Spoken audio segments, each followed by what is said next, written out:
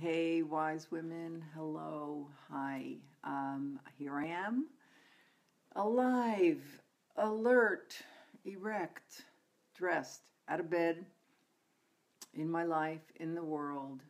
Um, it's not as if I've been dealing with this big transition in my life by hanging out in bed under the covers. There's just a part of me that kind of wishes I could burrow in there until this has resolved itself, but nothing resolves itself in my life unless I'm in it. So, okay. Hi. I have been my loving presence on Facebook, my loving connection with you guys, and the rest of my marketing has taken a hit. And I know we'll continue to take a hit as we go. But hopefully, this really wonderful possibility for my next home will come to pass this weekend, and then all I have to do is engineer the move. So, I will tell you though, because of the way I roll, it is much harder for me to enjoy the good, juicy possibilities that come my way when things are in flux, especially when they're in flux that I did not initiate. This is the part the diva in me doesn't like at all. I didn't ask for this change to happen. So, yeah, it has felt like I've been that when one door opens, another one closes, but it can feel like hell in the hallway. I feel like I've been in that dark hallway with barely, Tova, hi, welcome, with barely any visible light coming through the cracks under the doors, and the doors are hard to open. And when I finally get one open and look around the door at this possibility of a place to live, it's not for me. It's not for me for one reason or another. And I'm so glad you're here. And welcome to anyone else who's watching live or in the recording. So the way I roll, my tendency is to focus more. I'm sure I'm the only one who does this. Focus more on what I'm not getting and kind of let slip through my fingers the good, juicy, substantial possibilities. So today, until about an hour and a half ago, I was really feeling the pressure of where will I go? Thank you. Tova loves my hair. I'm really feeling the pressure of where will I go? What will I do? How will I live? The pressure of being in my 60s and not having a nuclear family of my own to make it easier for me to transition these big transitions. And boy, oh boy, it has just felt excruciating. But I just had a session with a mentor of mine, and I realized that, in fact, I do have some really great possibilities, including a house that I may be able to get tomorrow with a new friend and her twin 4-year-olds, a bungalow in a great neighborhood in Berkeley. It has been a life dream of mine since I moved to the Bay Area 12 years ago, to live in Berkeley. And it would be right away, which would make my time in the hallway less excruciating, which I think is really great. So hell in the hallway. So the closed doors. So that my predilection to only focusing on the closed doors and not celebrating and embracing the ones that are cracked open for me. I hope that none of you have this. It's a miserable way to look at life. So this place that I may take tomorrow, if it works out, is not ideal.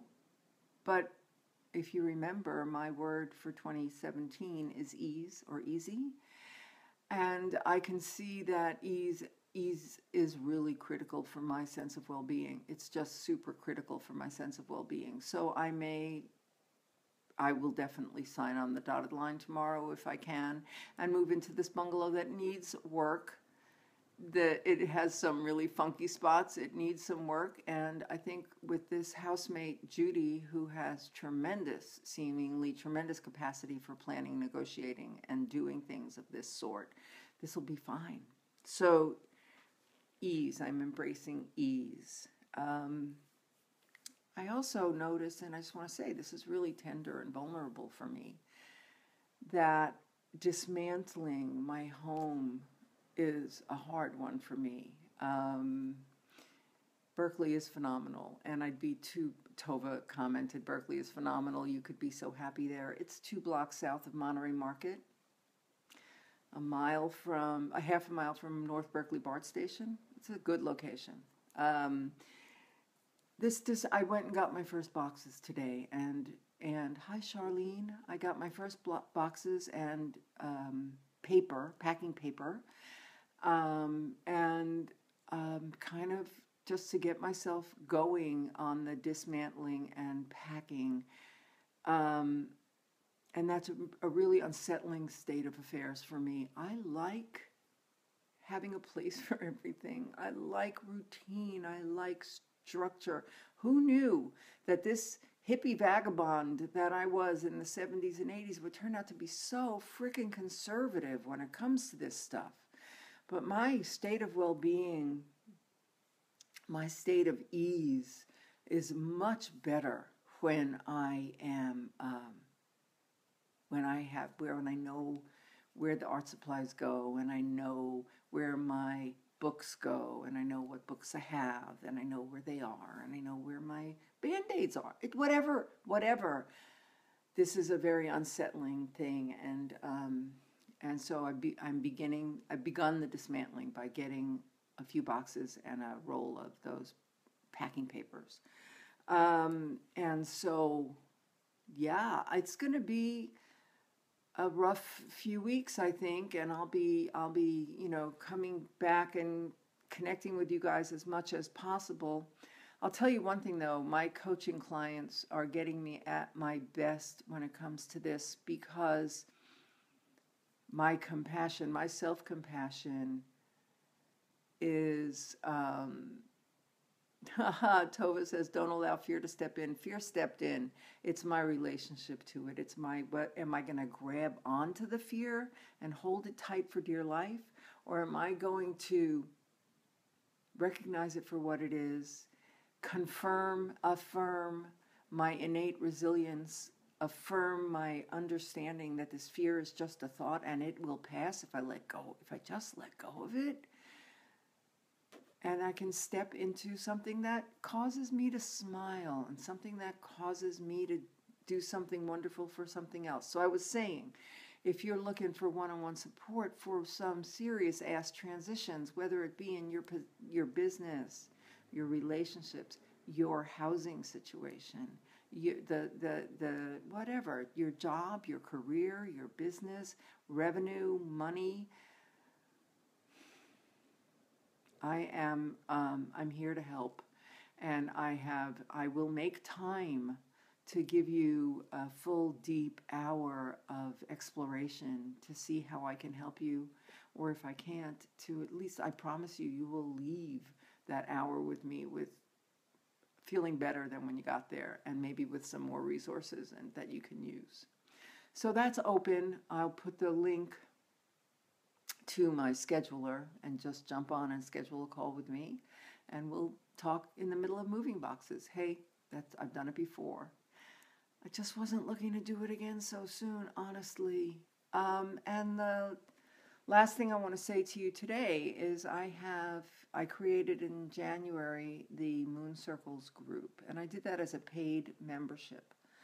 But right now, it is free. It's free to you guys. I am going to put the link to tomorrow's call, and you can just join the call.